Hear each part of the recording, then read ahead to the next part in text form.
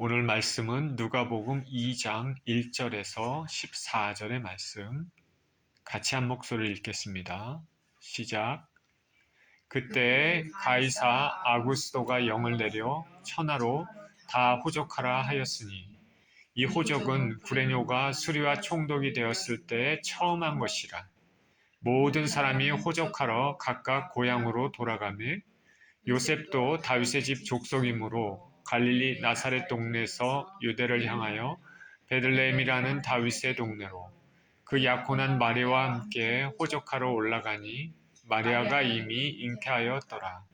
거기 있을 그때 해산할 날이 차서 첫 아들을 낳아 강보로 싸서 구유에 누였으니 이는 여관에 있을 곳이 없음이로라. 그 지역의 목자들이 밤에 밖에서 자기 양떼를 지키더니 주의 사자가 곁에 서고 주의 영광이 그들을 두루 비춤에 크게 무서워하는지라.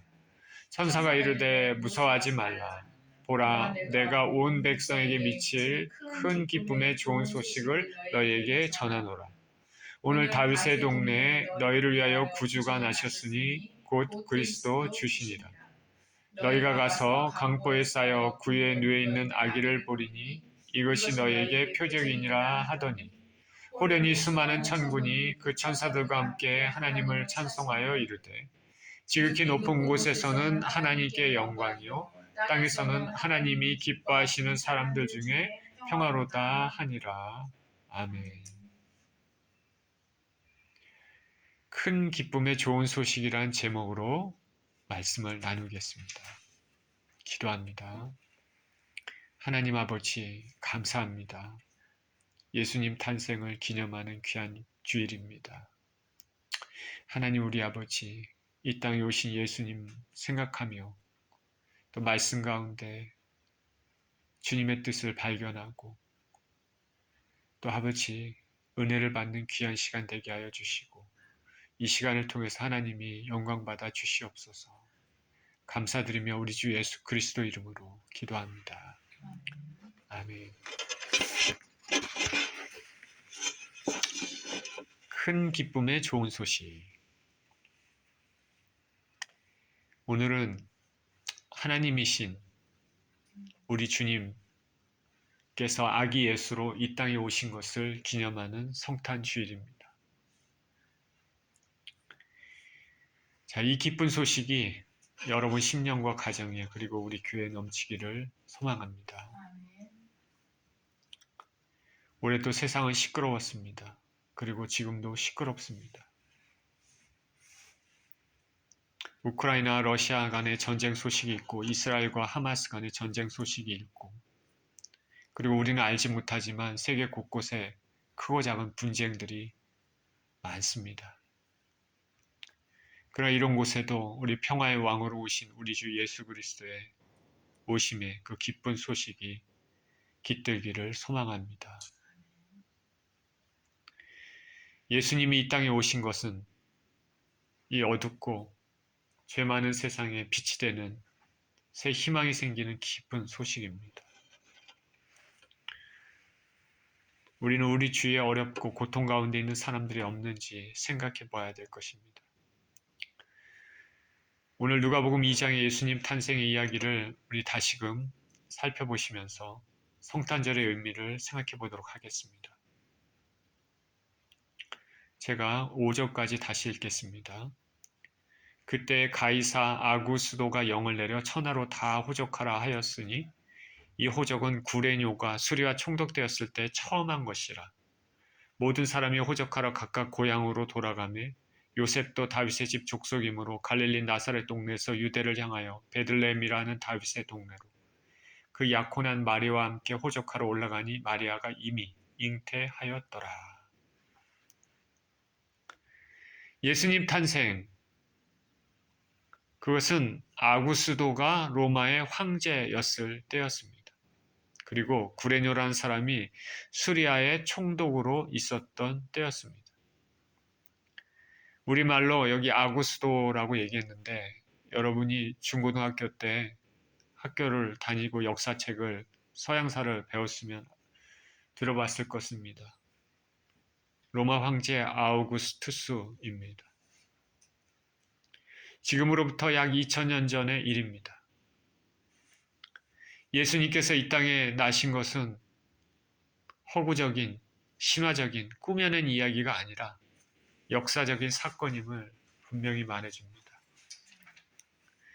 아구스도는 자신이 통치하는 로마 제국에 영을 내립니다. 다시 말해서 포고령을 내립니다. 그래서 다 호적하라 라고 말합니다. 영어로 얘기하면 레지스터입니다. 등록하는 것입니다. 호적은 뭐냐면 인구 센서스입니다. 인구 센서스. 자기에게 속한 나라들을 질서 있게 통치하고 무엇보다도 인구수를 파악해서 세금을 확실히 거둬들이기 위한 것일 것입니다. 그래서 모든 사람들이 호적하러 각기 고향으로 발걸음을 옮겼습니다. 근데 학자들에 의하면은 로마의 호적 제도는 자신이 현재 거주하고 있는 지역에서 그냥 인적 사항만을 기록하는 손쉬운 방법이었다고 합니다. 고향을 떠난 사람들이 굳이 고향으로 돌아갈 필요는 없고 자기 있는 지역에서 인적 사항을 기록하는 그런 손쉬운 방법이었다. 그런데 유대인들은 이것을 따르지 않았습니다. 그들은 굳이 번거롭게 어려움을 감수하면서 고향이 아닌 다른 곳에서 살고 있다면 그 고향으로 호적하러 간 것이죠. 왜 그랬을까? 유대인들은 자신의 조상, 뿌리가 굉장히 중요하기 때문에 그렇습니다. 민족적인 자존심입니다. 그래서 마리아와 약혼한 요셉도 마리아와 함께 고향으로 내려갑니다. 오늘 본문에 보니까 요셉은 다윗의 집 족속이다 라고 얘기합니다. 요셉의 조상이 다윗이다라는 것이죠. 다윗의 고향은 베들레헴입니다. 하나님의 섭리가 여기 깃들여져 있는 것입니다. 로마 왕자 아구스도는 자신의 목적을 위하여 포고령을 내렸지만은 이것은 하나님이 성경에 미리 약속하신 예언을 성취하신 것이었습니다. 미가서 5장 2절에는 이렇게 말합니다. 베들레헴 에브라다야 너는 유다 족속 중에 작을지라도 이스라엘을 다스릴 자가 내게서 나올 것이라. 그의 근본은 상고에 영원에 있느니라. 분명히 이 미가서에 있는 이 말씀, 예언의 말씀은 이스라엘을 다스릴 자가 그 베들레헴에서 나오는데 그의 근본은 영원에 있다. 메시아이심을 나타내는 것입니다. 그래서 사람들은 유대 민족들은 베들레헴에서 메시아가 나온다라고 다 믿고 있습니다. 성경이 그렇게 약속하고 있기 때문에 그렇습니다. 이 약속대로 예수님이 베들레헴에 탄생하시게 되는 것입니다. 인구 센서스를 위해서 요셉과 마리아가 베들레헴으로 향합니다. 아구스도가 이때 영을 내렸습니다. 이와 같이 인간이 자기의 계획대로 모든 걸 실행하고 사회와 국가가 운영되는 것 같지만은 실제로는 모두 하나님의 영원한 섭리에 따라 움직인다는 것을 우리는 알아야 합니다. 인간은 저와 여러분들은 우리의 자유의지대로 행동합니다. 하나님께서 우리가 원하는 의지를 바꾸고 그렇게 하지 않으십니다.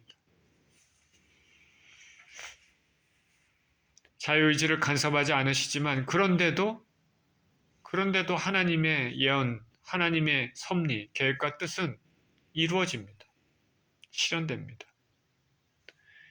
이거는 참으로 신비한 일이고 인간의 머리로는 어떻게 그럴 수 있을까 생각할 수 없지만은 하나님의 무한한 진리 안에서는 지식과 지혜 안에서는 다 가능한 것입니다. 하나님은 우리의 자유의지를 건드리지 않으시지만 우리가 하고 싶은 것을 그대로 내버려 두시지만 그러나 그럼에도 불구하고 하나님께서 이루고자 하는 뜻은 또 이루어지는 것입니다. 저와 여러분들을 향한 하나님의 뜻은 이루어집니다. 그리고 사회와 국가와 온 세계를 향한 하나님의 경영은 이루어지는 것입니다. 북쪽 갈릴리에서 남쪽 유다의 베들레헴까지는 짧지 않은 길입니다. 호적을 위해 요셉과 마리아는 이동을 합니다. 마리아는 이미 배가 부른 상태입니다.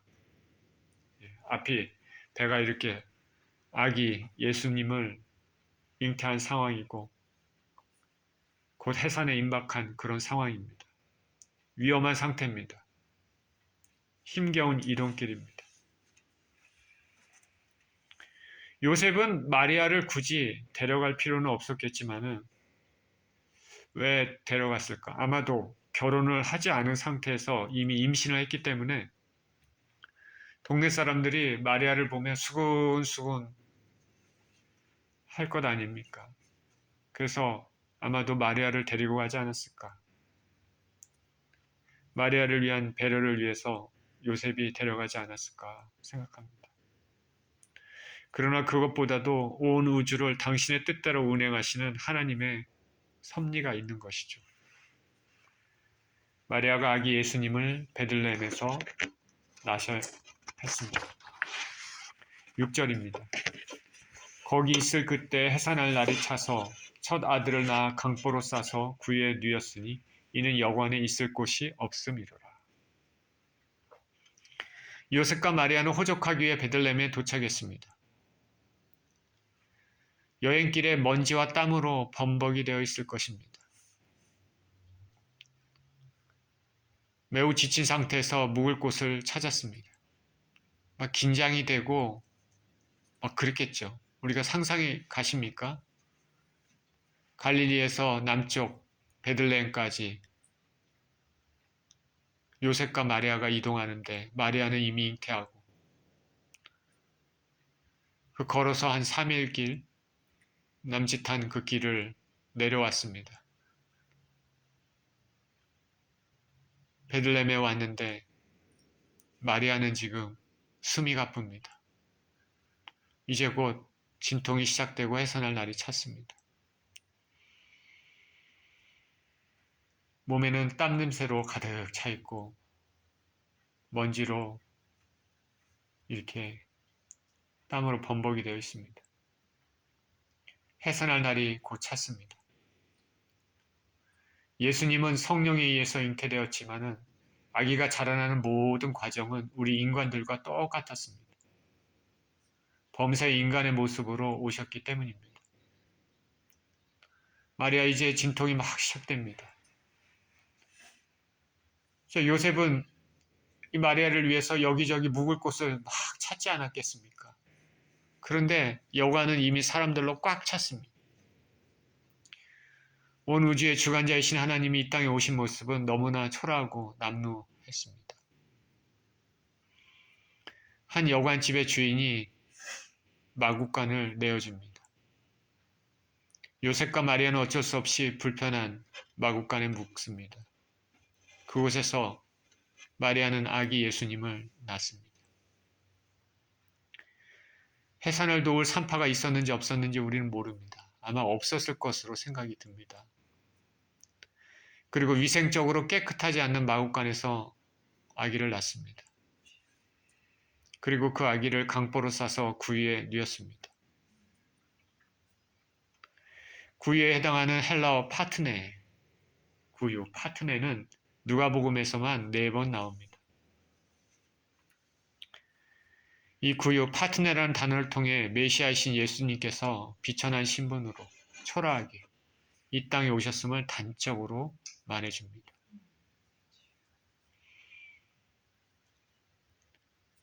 온 우주의 왕이신 창조주께서 빈천한 초라한 신분으로 이 땅에 오셨다는 것을 말해줍니다. 그렇기 때문에 우리가 이 땅에 살면서 조금 배웠다고, 조금 돈이 있다고, 조금 지위가 있다고, 명예가 있다고 우쭐거린다는 것은 참으로 어떻게 보면 참 웃긴 일입니다. 예수님은 사역 가운데서 말씀하셨습니다. 여우도 굴이 있고 공중의 새도 거처가 있을 때 인자는 머리 둘 곳이 없다. 예수님의 겸손함과 고난을 상징합니다. 또한 예수님이 구에 누인 한 아기로 찾아오신 것은 모든 인류를 차별 없이 어디서나 만나주시려는 사랑의 하나님이심을 말해줍니다. 오늘 본문의 예수님의 놀랍고 겸손한 탄생 이야기는 조그만 일에도 자존심과 교만함을 보이고 신앙생활에서 참 고난은 싫어하는 우리 인생들을 되돌아보게 합니다. 8절입니다. 그 지역의 목자들이 밤에 밖에서 자기 양떼를 지키더니 주의 사자가 곁에 서고 주의 영광이 그들을 두루 비추매 크게 무서워하는지라. 천사가 이르되 무서워하지 말라. 보라, 내가 온 백성에게 미칠 큰 기쁨의 좋은 소식을 너희에게 전하노라. 오늘 다윗의 동네에 너희를 위하여 구주가 나셨으니 곧 그리스도 주시니라. 너희가 가서 강보에 쌓여 구에 누워 있는 아기를 보리니 이것이 너희에게 표적이니라 하더니 예수께서 베들레헴에서 베들레헴 마구간에서 나셨을 때 베들레헴에는 목자들이 밤에 자기 양떼를 지키고 있었습니다. 그런데 갑자기 주의 사자, 천사가 그들 곁에 서고 주위가 환하게 주의 영광이 두루 비춥니다. 이것에 목자들은 매우 두려워합니다. 매우 놀랍니다. 한밤중에 갑자기 밝은 빛이 그들 주위에 비추니 놀랍고 두렵지 않았겠습니까? 그런데 천사가 말합니다. 무서워하지 말라. 보라, 내가 온 백성에게 미칠 큰 기쁨의 좋은 소식을 너희에게 전하노라. 천사가 뭐라고 말합니까? 큰 기쁨의 좋은 소식. 온 백성에게 미칠 큰 기쁨의 좋은 소식. 예수님의 나심은 온 백성에게 미칠 큰 기쁨의 좋은 소식이다. 한 아기가 가정에서 태어나면 그 한 가정의 큰 기쁨입니다. 그런데 예수님께서 나시는 것은 온 인류에게 큰 기쁨입니다. 예수님이 나신 것은 저와 여러분에게도 기쁜 소식이 되는 것입니다. 천사가 계속해서 말합니다. 오늘날 다윗의 동네에 구주가 나셨다. 그리스도 주시니라. 그리스도 주시라라는 그 말에서 유대인들이 그토록 기다렸던 그리스도라는 것은 메시아를 뜻합니다. 메시아가 오셨음을 의미합니다. 너희가 가서 강보에 쌓여 구에 누워 있는 아기를 볼 텐데 이것이 너희에게 표적이 될 것이다. 천사가 말한 것이 그게 사실이라는 것은 너희가 가서 강보에 쌓여 구에 누워 있는 아기를 보면은 알 것이다 라는 것입니다. 오늘 말씀에서 다시금 예수님의 나심은 겸손의 사건임을 알 수 있습니다. 그리고 첫 증인들이 누구입니까? 목자들입니다. 당시 목자는 아주 천시받는 직업이었습니다. 그리고 일반 사람들은 목자들을 믿을 수 없는 사람이라고 생각했습니다. 목자들이 증언하는 것은 법정에서 채택도 안 되었다고 합니다. 그리고 목자들이 하는 일들은 유대인들의 그 종교적인 규례에 의하면 깨끗하지 못합니다. 부정한 것으로 간주되죠. 그런데 하나님께서는 첫 증인으로 목자들을 택하셨습니다. 의미심장한 것이죠. 하나님은 잘나고 기름진 교만한 사람들을 위한 것이 아니라 이 세상에 낮고 천한 모습으로 사는 기댈 때라고 하나님밖에 없는 그런 사람들에게 특별히 기쁜 소식임을 말하고 있는 것입니다. 당시 유대의 중심지였던 예루살렘 헤롯을 비롯한 정치인들, 바리새인으로 대표되는 종교 지도자들이 아니라 사회 변방에 배우지 못하고 낮고 천한 목자들에게 먼저 전해졌습니다. 예수 그리스도께서 나심은 한마디로 말하면 겸손의 모습, 낮아짐의 모습이라 하겠습니다. 이 겸손은 하늘나라 백성들은 반드시 가져야 될 성품입니다.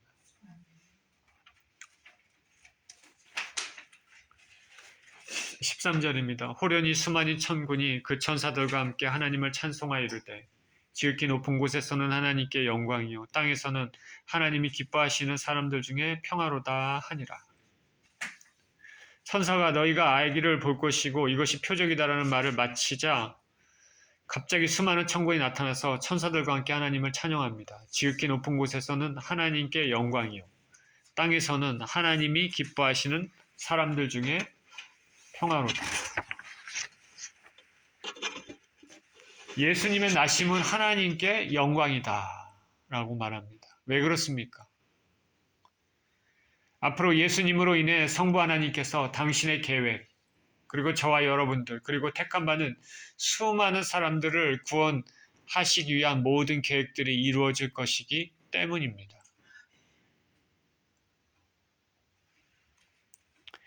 주님의 관심은, 가장 큰 관심은 구원이죠. 한 영혼이 온 천하보다 귀하다고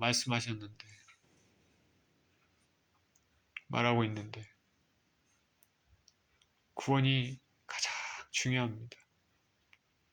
무엇보다도 저와 여러분 우리 자신의 구원이 가장 중요하고 우리가 사랑하는 주위 사람들의 구원이 중요합니다.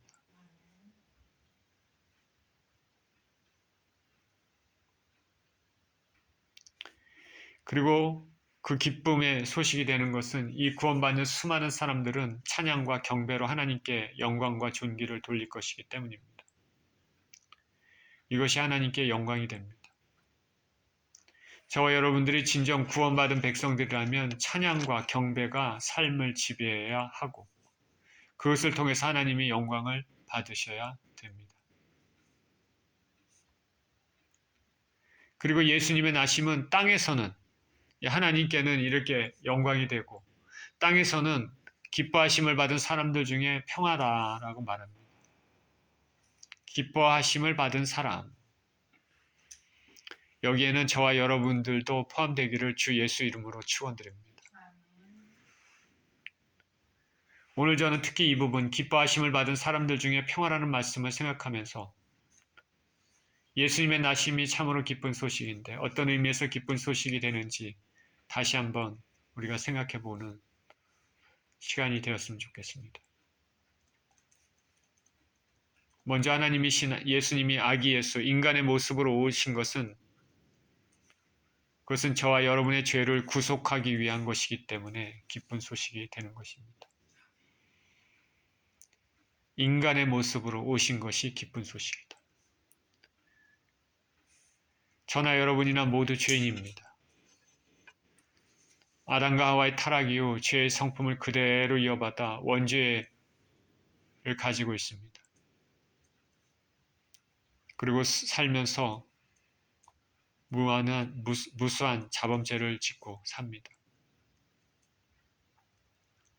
경건한 사람들은 자신의 죄에 대해서 생각을 하지만 그렇지 않은 사람들은 죄를 지어도 무관심하고 수많은 죄를 쌓아가며 살고 있습니다. 성경에는 이 세상에 죄 없는 사람은 한 명도 없다 말합니다. 로마서 3장에서 이 세상에 의인은 없나니 하나도 없으며 누군가 나는 죄가 없다 말한다면 가장 큰 거짓말입니다. 저와 여러분들은 죄인입니다. 우리 자신이 알고 있지 않습니까? 가장 가깝게 어제 하루 동안에 있었던 일을 생각해 보십시오. 내가 의인으로 완벽하게 살았나? 성경은 분명히 말합니다. 죄의 삭스 사망이다. 죄는 가벼운 것이 아니라 무거운 것입니다. 왜냐하면 영원한 사망 일로 끌어가기 때문입니다. 죄에 대해서 얘기하면 뭐 또 고리타분한 그런 단어를 사용하고 그런 뭐 인기도 없고 관심도 없는 그런 단어를 사용하냐 이렇게 얘기하는 사람이 있을지 모르겠습니다. 그러나 죄는 그런 단어가 아닙니다. 죄라는 것은 삶과 죽음을 결정지을 수 있는 단어입니다. 깨어지지 않은 미련한 사람은 죄의 결과를 생각지 않습니다. 우리가 이 세상에 죄를 지어도 이 세상 법에 의해 처벌이 주어지는데 하물며 하나님의 법을 지키지 않을 경우 그 결과가 얼마나 중할까. 우리 주님께서 인간의 모습을 입고 이 땅에 오신 것은 바로 인간이 저와 여러분의 죄를 해결해 주시기 위한 것입니다. 아기 예수, 우리 인간의 모습 그대로 오신 것은 우리 인간의 문제를 해결하기 위한 것이다. 타락한 천사의 죄를 해결하려고 오셨다면 천사의 모습을 입고 오실 수밖에 없었을 것입니다. 그러나 우리 주님께서는 인간의 모습으로 오셨습니다. 바로 저와 여러분을 위하여서. 우리 죄에 대한 대가를 십자가에서 죽음으로 모두 맛보시고 우리 죄를 완전히 청산하셔서 우리 하나님 앞에 나갈 수 있는 길을 활짝 열어주셨습니다.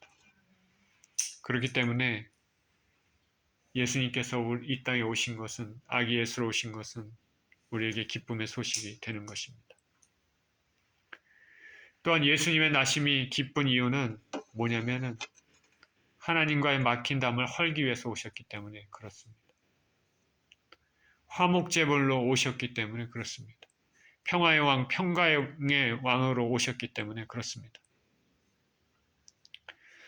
죄가 있으면 하나님과의 관계가 단절됩니다. 그런데 예수님께서 오심으로 말미암아 화목제물로 되심으로 말미암아 하나님과의 막혔던 담이 열렸습니다. 구약시대 때는 대제사장만이 오직 1년에 한 번 짐승의 피를 뿌리면서 휘장 안에 지성소 하나님 임재 안에 들어갈 수 있었습니다. 그러나 예수 그리스도께서 십자가의 죽으심으로 말미암아 그 성소와 지성소를 가로막고 있는 그 휘장, 예수 그리스도의 몸을 상징하는 것이 쫙 찢어졌습니다.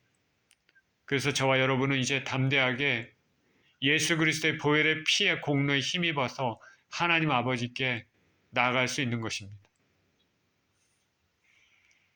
복음 성가 중에 보혈을 지난 하나님 품으로, 보혈을 지난 아버지 품으로 이런 곡이 있지 않습니까? 우리 주 예수 그리스도의 보혈을 통해서 하나님과 화목이 되었기 때문에 이제 직접 다이렉트로 하나님 아버지께 나아갈 수 있는 것입니다. 골로새서 1장 21절 22절에 이렇게 말합니다. 전에 악한 행실로 멀리 떠나 마음으로 원수가 되었던 너희를 이제는 그 육체의 죽음으로 말미암아 화목하게 하사 너희를 거룩하고 흠없고 책망할 것이 없는 자로 그 앞에 세우고자 하셨으니 그의 육체의 죽음으로 말미암아 화목하게 하사.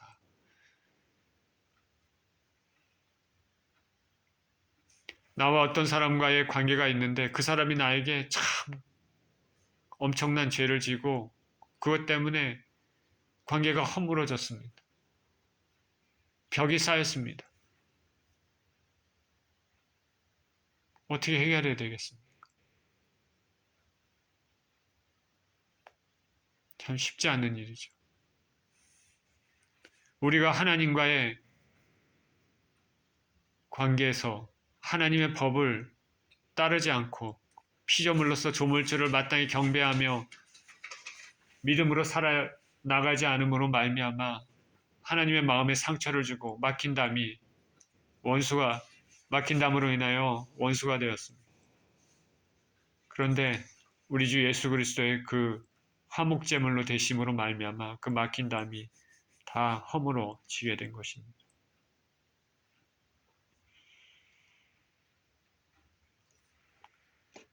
예수님을 모르는 사람들은 본질상 진노의 자식으로서 하나님과 원수 관계에 놓여 있어서 늘 불화의 다툼의 수렁에서 허덕입니다. 그러나 하나님과 근본적인 화해를 이룬 사람은 평강을 소유하게 됩니다. 사도 바울이 편지 앞부분에 자주 쓰이는 문구가 무엇입니까? 하나님 우리 아버지와 우리 주 예수 그리스도로부터 은혜와 평강이 너희에게 있기를 원하노라. 자, 여러분 신약성경 많이 읽으면 이 말이 굉장히 많이 여러분 들을 것입니다. 사도 바울의 편지의 대부분에 이렇게 써 있습니다. 하나님 우리 아버지와 우리 주 예수 그리스도부터 은혜와 평강이 너희에게 있기를 원하노라. 평강이 있기를 원한다 그럴 때 이게 우리 삶의 굴곡진 어려운 가운데 평강이 있기를 원한다 이런 뜻도 되겠지만 그러나 근본적으로 이것은 예수 그리스도의 십자가 은혜로 말미암아 하나님과의 사이에서 누릴 수 있는 평강이 되는 것입니다. 기존에는 죄로 인해서 막혔던 그 원수되었던 그 광경이 그 삶이 예수 그리스도로 말미암아 화목제물이 되신 예수님으로 말미암아 평화의 관계가 됐다라는 것이죠. 우리 주님께서는 평강의 왕으로 당신의 공생애를 사람들의 평강을 위해 보내셨습니다. 그리고 그 평강을 위한 사역은 십자가에서 절정을 이루었습니다. 예수님께서 지금도 말씀하십니다. 평안을 너희에게 끼치노니 나의 평안을 너희에게 주노라. 내가 주는 것은 세상이 주는 것 같지 아니하노라. 내가 주는 것은 세상이 주는 것 같지 아니하노라. 여러분 신앙생활하면서 주님이 주시는 평강을 경험해 본 적이 있는지 저는 모르겠습니다. 저는 경험해 본 적이 있습니다. 신비한 경험이고 체험입니다.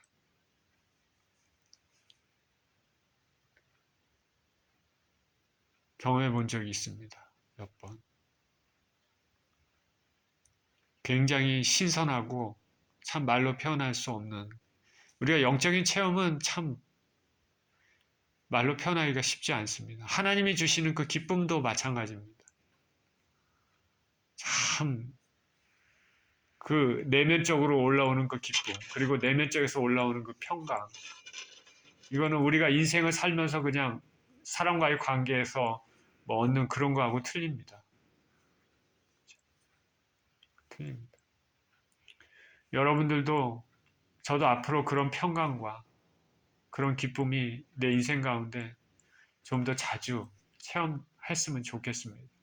저는 여러분들도 그런 평강과 그런 기쁨을 여러분 인생 가운데 정말 자주 체험하시기를 축원드립니다. 이건 느껴본 사람만이 아는 것이죠.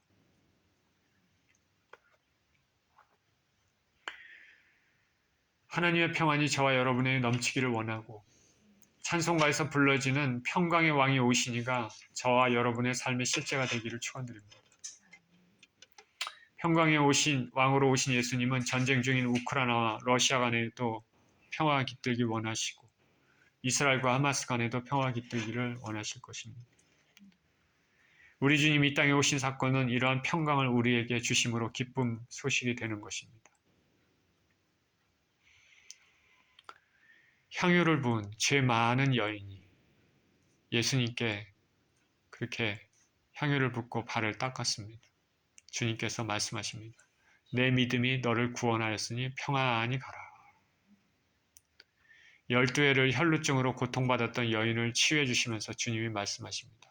딸아, 내 믿음이 너를 구원하였으니 평안히 가라.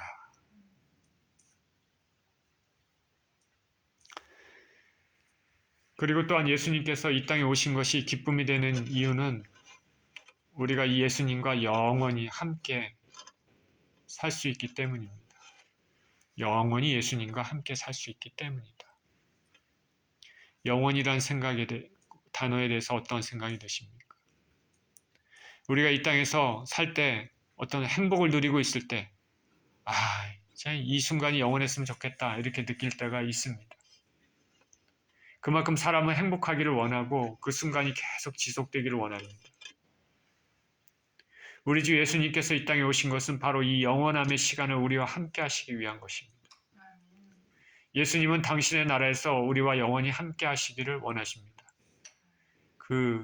이거를 잘 생각해 보십시오. 예수님은 우리와 영원토록 함께 사시기를 원하신다.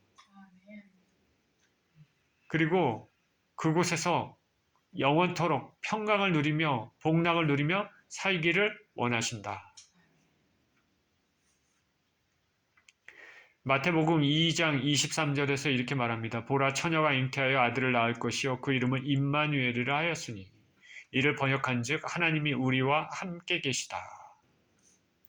임마누엘로 오시는 하나님이십니다. 데살로니가 5장 10절에서 이렇게 얘기합니다. 예수께서 우리를 위하여 죽으사 우리로 하여금 깨든지 자든지 자기와 함께 살게 하려 하심이라. 분명히 여기 성경에 말하고 있지 않습니까? 예수님께서 우리가 깨든지 자든지 언제나 함께 살기를 원하십니다. 주님은 당신의 백성들과 함께 살기를 바라시고 그러한 영광의 축복을 우리에게 주시기를 원하십니다. 요한계시록 21장에서도 장차 맞이할 새하늘과 새 땅에 대해 이렇게 말합니다. 내가 들으니 보좌에서 큰 음성이 나서 이르되 보라 하나님의 장막이 사람들과 함께 있음에. 함께 있다고 그랬잖아요. 하나님 장막이. 하나님이 그들과 함께 계시리니. 그들은 하나님의 백성이 되고 하나님은 친히 그들과 함께 계셔서 모든 눈물을 그 눈에서 닦아주시니 다시는 사망이 없고 애통하는 것이나 곡하는 것이나 아픈 것이 다시 있지 아니하리니 처음 것들이 다 지나갔음이로라. 하나님이 우리와 영원토록 함께 있기를 원하신다. 사망도 없고 아픈 것도 없고 눈물 흘리는 것도 없고 그렇습니다. 우리가 장차 들어가길 원하는 그곳은 하나님이 항상 함께 계십니다. 고난이 없고 고통이 없고 아픔이 없고 상처가 없고 오직 영원한 복락의 삶만 존재합니다. 평화와 사랑만 존재합니다. 이것을 기대하십니까? 이것이 진정한 축복이고 영원한 축복입니다. 이 축복을, 이 복을 놓지 말으시기를 축원드립니다. 우리가 저나 여러분이 이 땅을 살 때 참 때로는 힘겹고 참 그렇지만은 잘 참고 인내하고 견디며 우리 주 예수 그리스도를 잘 붙잡고 그날을 소망하며 살아갈 때 우리에게 반드시 좋은 날이 있을 줄 믿습니다. 오늘 성탄절을 기념하는 이 시간에 우리는 우리에게 기쁨의 좋은 소식을 주신 하나님을 생각하며 보내야 되겠습니다. 나를 구원하시기 위해 손수 인간의 낮은 모습으로 오신 예수님. 나와 하나님과의 죄로 닦였던 관계를 완전히 허무시고 평강의 왕으로 오신 예수님. 영원토록 영생복락의 삶을 함께 살도록 길을 활짝 열어놓으신 예수님. 그리고 그것을 만세전에 예정하시고 섭리하신 하나님 아버지를 생각하며 보내야 되겠습니다. 이 복, 이 기쁨의 소식에 감사하며 절대 놓지 마시고 평생에 하나님께 영광을 돌리시는 저와 여러분 모두 되시기를 예수 그리스도 이름으로 축원드립니다. 기도합니다. 하나님 아버지 감사합니다. 오늘 예수님의 나심의 소식을 말씀을 다시 한번 생각하고 그것이 얼마나 기쁜 소식인지 다시 한번 살펴봤습니다. 우리 인간을 구원하시기 위해서 인간의 아기 예수님으로 오신 예수님. 그래서 우리를 구원하시고 하나님과의 맡겼던 모든 담을 헐으시고 평강의 왕으로 오신 예수님. 그리고 영원토록 천국에서 같이 우리와 함께 살기를 원하시는 예수님. 그리고 이 모든 것들을 계획하시고 섭리하신 하나님 아버지께 감사와 영광을 드립니다. 우리에게 주신 허락하신 이 복을 놓지 않고 평생에 감사하며 의지하며 살아갈 수 있도록 축복하여 주옵소서. 우리 주님께 감사드리며 우리 주 예수 그리스도 이름으로 기도합니다. 아멘.